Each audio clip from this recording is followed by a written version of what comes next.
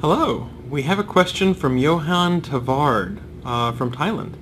Johan wants to know, can I buy a domain name on the secondary market that has a lot of spam on it and still rank? How can I reset the SEO of that domain?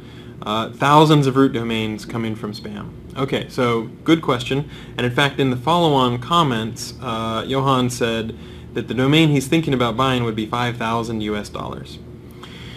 This is a really tricky question because on one hand, there's algorithmic spam and there's manual spam. And all manual spam does have an eventual timeout. So if you were to completely clean up all the content on the domain, do a reconsideration request, in theory, that domain can recover.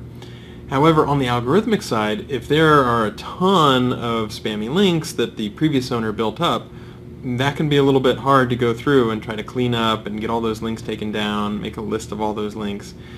The way to think about it is there are a lot of spammers out there that do basically what's known as a churn and burn tactic, where they just use as many techniques to try to make a domain rank as they can, and then as soon as that domain is awful or bad or Google has caught it, then they sort of move on and they go on to some other exploit and they try to tackle it with another domain.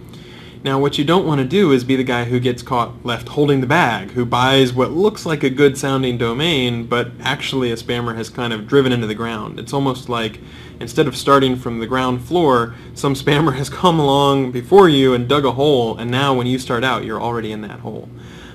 It is possible. You would really need to document the steps that you took very well. So, for example, a spammer could easily, here's an exploit that you can just imagine on the fly, churn and burn, drive their domain into the ground, burn everything to the ground, and then try to pretend like they sold it to somebody else when they haven't really sold it, and try to rejuvenate it and renovate it and make it sound like it's switched owners. And so we're automatically going to take those sorts of reconsideration requests with a grain of salt. So I would be extremely careful, especially if you're talking about $5,000. At that level, it's probably worth the trouble to, ask if you can see the sort of messages that show up in Google's Webmaster Tools. And I would do an honest assessment. From what you've said in your follow-on comments, it sounds like, or in the original question, you've got thousands of domains with spammy links to the site.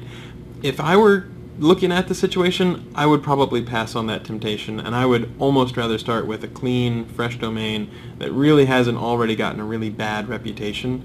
Not just with Google, there might be other search engines.